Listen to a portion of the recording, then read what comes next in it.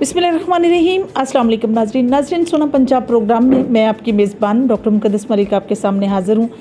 जिस तरह से आप सभी को पता है कि घोड़ों की दुनिया में ब्लड लाइन से लेकर उनकी हिस्ट्री तक और हिस्ट्री से लेकर ताज़ेदारों के ख़ानदानी रवैयात तक हम आपको दिखाते रहते हैं और GM न्यूज़ हमेशा पेश रहता है ऐसी शख्सियात को दिखाने में जिनकी ऑब्वियसली एक बेहतरीन हिस्ट्री है। नेज़ाबाजी की अगर बात करें तो जब से 90s की दहाई से पहले जब से इसका आगाज़ हुआ है तो काफ़ी लोग ऐसे हैं जिन्होंने इस फील्ड में बड़ा नाम कमाया है। मुख्तलिफ पंजाब के अज़ला की बात करें तो हर अज़ला में ऐसे ऐसे लोग हैं जिनकी एक हिस्ट्री है। इसी तरह से ज़िला रावलपिंडी की बात करें तो यहाँ बहुत ज़्यादा क्लब हैं, हर क्लब का एक अपना मकाम है, एक अपनी हिस्ट्री है। लेकिन बात जब खानज़ादा टेंट पैगिंग क्लब की हो तो इसकी हिस्ट्री पर जाएं तो दोनों साइड से यानी ननिहाल और ददियाल दोनों साइड से घोड़ों की दुनिया में एक जाना पहचाना नाम जो है वो सामने आता है। सबसे पहले हम बात करेंगे चेयरमैन चौधरी इकबाल साहब की, अल्लाह पाक उनकी मगफरत फरमाए। वो एक ऐसी शख्सियत थे जो गुजर खान से बिलोंग करते थे, लेकिन अपने घोड़ों की दुनिया में स्पेशली जैसा कि आप जानते हैं कि घोड़ियों का वो अरूज था और घोड़ियों के अरूज का दौर था, तो उन्होंने अपनी एक हिस्ट्री जो है वो सस्टेन हिस्ट्री की। तो उसामा खानज़ादा के अगर ददियाल की बात करें तो उनके वालिद खानज़ादा ज़हूर अहमद जिन्होंने एज ए शाह सवार नेज़ाबाजी का आगाज़ किया, और अगर मैं उनके दादा की बात करूं तो खानज़ादा अमीर खां एक ऐसी शख्सियत है जिनको अंग्रेज़ दौर में लक़ब से भी नवाजा गया और घोड़ियों के ज़माने में वो भी जिस तरह से आप जानते हैं कि ट्रांसपोर्ट की गर्ज से रखते थे तो उनका भी एक नाम था। तो आपकी मुलाकात उसामा खानज़ादा साहब से करवाते हैं। अस्सलाम वालेकुम जी, क्या हाल है? वालेकुम सलाम। सबसे पहले तो आपको हम वेलकम करते हैं जी खानज़ादा उसमें। जी आप आए हैं, आपने टाइम निकाला है हमारे लिए, तो बहुत शुक्रिया आपका। जी वेलकम। जिस तरह से आपका गिराना ननिहाल और ददियाल दोनों तरफ से आपको लेगेसी में मिल गई सकाफ़त, इस सकाफ़त को आपने कब शुरू किया और कैसे आपको इसका शौक़ पैदा हुआ? शौक़ तो शुरू से ही था जी। जी तो तकरीबन 10 से 11 साल हो गए मैंने राइडिंग स्टार्ट की थी।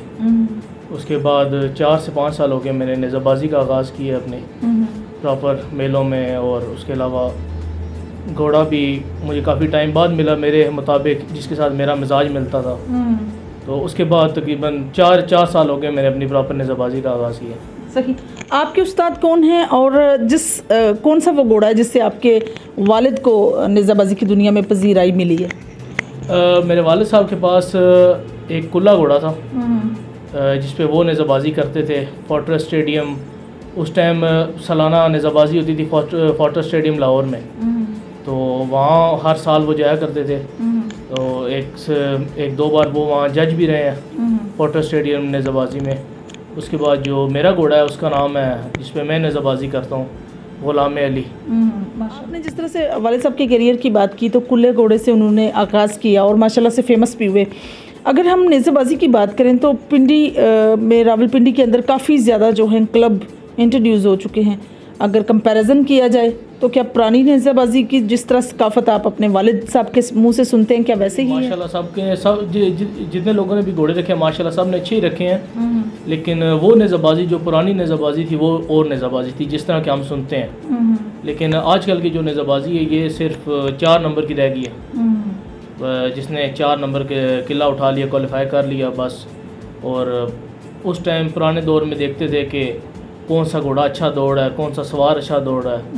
तो आजकल मेलों में इस तरह देखने को मिले। जो थे नेज़ाबाजी वाले वो काफ़ी कम हुआ करते थे, लेकिन अगर आप इस टाइम देखें, अगर खाली रावलपिंडी को आप देख लें तो मेरा ख्याल है 50 से ज़्यादा क्लब हैं रावलपिंडी के अंदर। शौक़ को देखा जाए शौक़ तो काफ़ी हद तक बढ़ चुका है।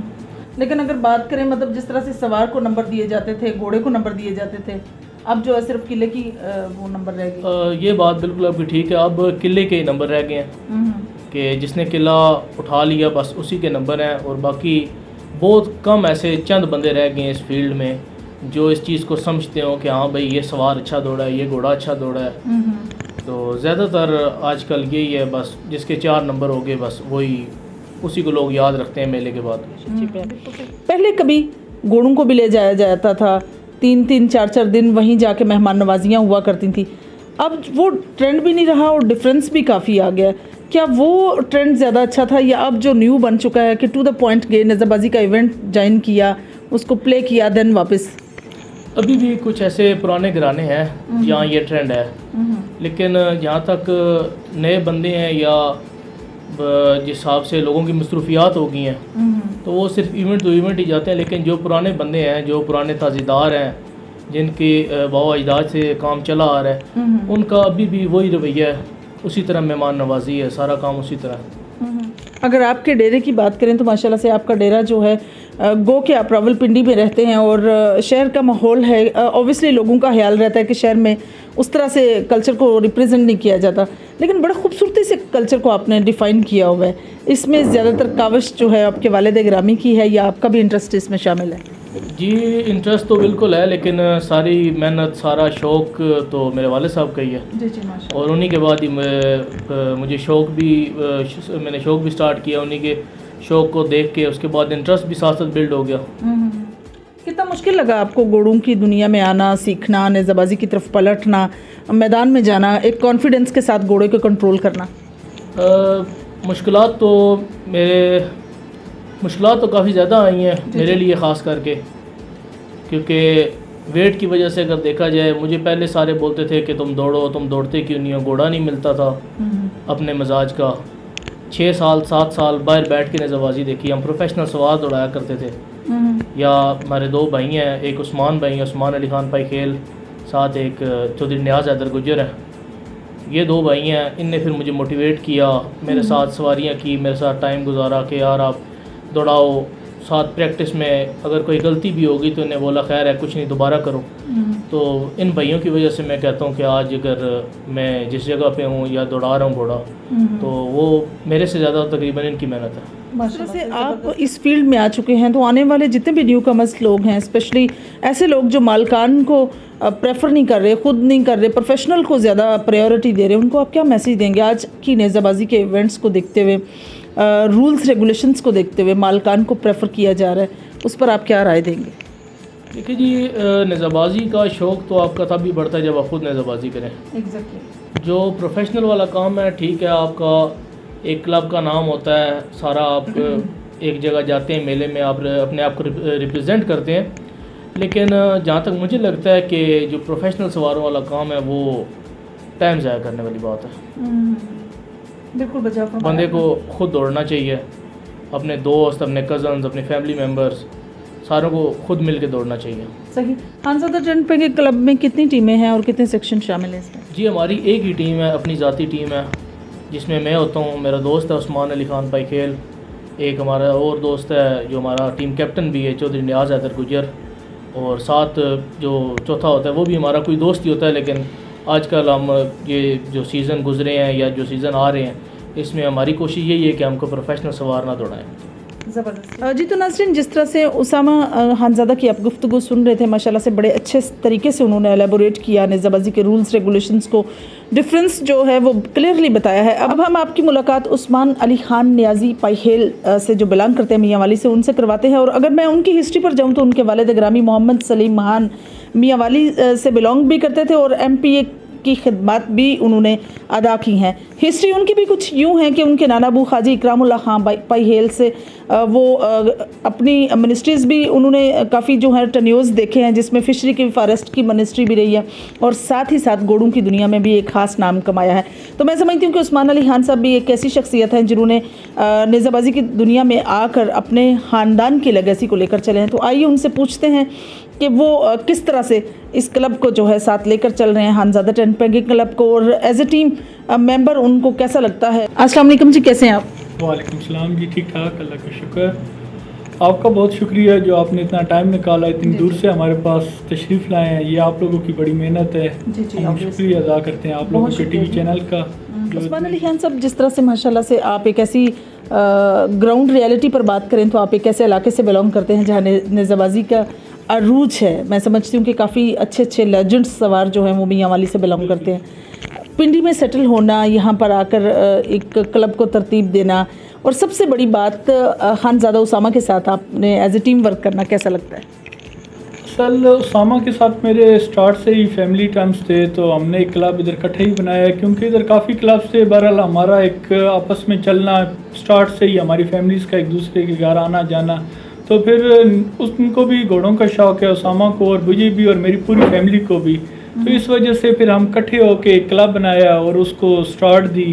तो माशाल्लाह से बड़ा अच्छा स्टार्ट है। उसामा ने अब माशाल्लाह से 1-1.5 साल से नेज़ाबाजी भी बहुत अच्छी कर रहा है, तो उसको भी हम लेके चले। 8-10 साल से वो भी सवारी कर रहा था, पर नेज़ाबाजी की साइड से ना बहुत दूर ही था। वो कहता था वेट है, ये मसला वो मसला, और उसको इनक्रेज करते रहे। अल्लाह का शुक्र है वो मेहनत आज रंग लाई है। वो हमारे साथ एज आ दूसरी तीसरी पट्टी पे हमारे साथ दौड़ रहा होता है। ये हमारे लिए बड़ी खुशी की बात है जब ग्राउंड में हम अपने भाई को अपने साथ ही देखते हैं। ज़बरदस्त। अच्छा, जिस तरह से ब्लड लाइन्स होती हैं घोड़ों की, तो आप माशाल्लाह से बड़ा पुराना ताज़ेदार घराना है आपका, ननिहाल से, ददियाल से, तो क्या ये जो हिस्ट्री होती है घोड़ों की, ब्लड लाइन होती है, ये किस कदर उसके, जिस तरह इंसान की ब्लड लाइन उसकी शख्सियत पर मैटर करती है, कि इस तरह ब्लड लाइन अफेक्ट करती है घोड़े पर भी? बिल्कुल सेम इसी तरह ही है। कोई जो ब्लड लाइन्स हैं बहुत अच्छी हैं, जिनका ग्राउंड्स के अंदर हर बंदा उससे तारीफ़ है कि ये ब्लड लाइन कैसी है। उनकी जिस तरह हमारी एक तबीयत है, घोड़ों की भी उसी तरह एक तबीयत है। कोई गर्म मिजाज के हैं तो कोई ठंडे मिजाज के हैं, कोई कैसे हैं, ग्राउंड में कोई बहुत अच्छा परफॉर्म कर रहे हैं। फिर लोग हिस्ट्री पे, इनकी ब्लड लाइन पे बहुत एक डिपेंड करता है। आजकल तो एक ट्रेंड बन गया है जी, फ़लाँ ब्लड लाइन में से हमारे पास घोड़ा है, फ़लाँ ब्लड लाइन। पहले ये चीज़ थोड़ी सी नॉर्मल थी, पर अब जब से ये मीडिया का दौर स्टार्ट हुआ तो इस चीज़ को बड़ा रूज पे लेकर गया जी, ब्लड लाइन होनी चाहिए। मैंने घोड़ा लिया है, ये ब्लड लाइन क्या है, फ़लाँ का घोड़ा, फ़लाँ ब्लड लाइन। तो ब्लड लाइन पे बड़ा आजकल चल रहा है चीज़ है कि यकीन लोग रखते हैं कि परफॉर्मेंस में, हर चीज़ में, क्योंकि जब तक कि उसकी बैक हिस्ट्री ना हो, ना पता हो, तो लोग आजकल उनका यही होता है कि एक हिस्ट्री हो एक ब्लड लाइन की, फिर ही हम घर पे पता हो, बाप दादा का पता हो, उससे बैकग्राउंड जितनी भी हिस्ट्री है उस चीज़ का वेल ना होना चाहिए इनको। सही। जिस तरह से बात हम ब्लड लाइन की कर रहे थे, तो घोड़ों की अगर लाइफ की बात करें तो सारा डिपेंड करता है उनके पैरों पर। बिल्कुल। पैर अगर खुदा न खास्ता उनके कभी भी ख़राब हो जाते हैं तो लाइफ डिस्टर्ब हो जाती है पूरी। बल्कि घोड़ा कहते हैं कि अल्लाह ना करे बेकार हो गया जैसे। तो क्या ऐसा तरीकाकार होना चाहिए कि घोड़े के पैरों की केयर की जाए, उसकी हेल्थ की केयर की जाए, स्पेशली चूँकि वो सारा डिपेंड करता है उसके पैरों पर, सारा उसने चलना दौड़ना जैसे उसका काम है।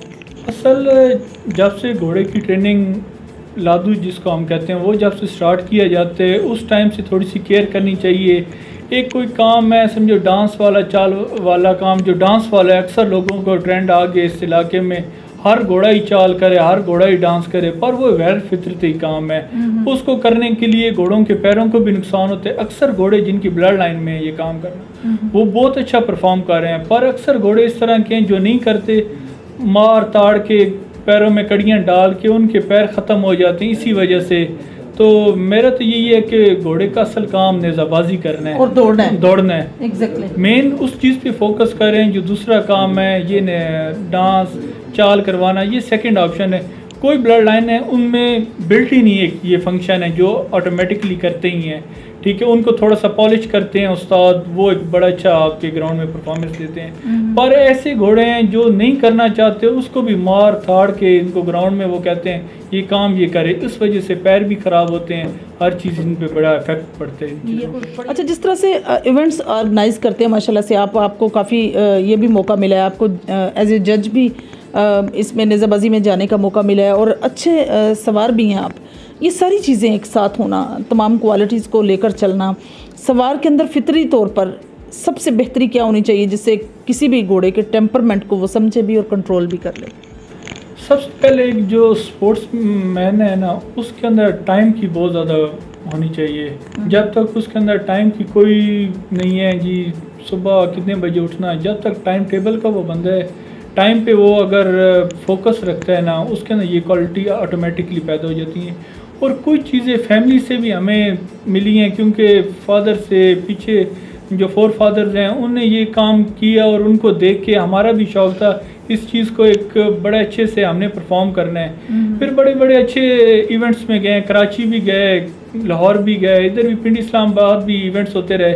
फिर यही कोशिश करते थे जब हमारे पास अगर हमें कोई मौका मिला तो हमने किस तरह करना है। फिर अल्लाह का शुक्र है कि लास्ट टाइम इसी साल ये आदि चैम्पियनशिप ट्रॉफ़ी हम लोगों ने अरेंज करवाई, उस पर बड़ा फोकस मैंने टाइम का रखा, उस पर एज ए जज भी था, और हमने खुद ही इंतज़ामात, खुद ही इवेंट के वो भी थे ऑर्गेनाइज़र। तो उस चीज़ पे मैंने बड़ा फोकस रखा। जो टाइम है, अगर टाइम पे बंदा एक रूल्स रेगुलेशन के मुताबिक किया जाए जी। तो हर चीज़ आपकी बेहतर हो जाती है। और कोई भी गेम रूल्स एंड रेगुलेशन के बगैर अच्छी नहीं है, ठीक है ना।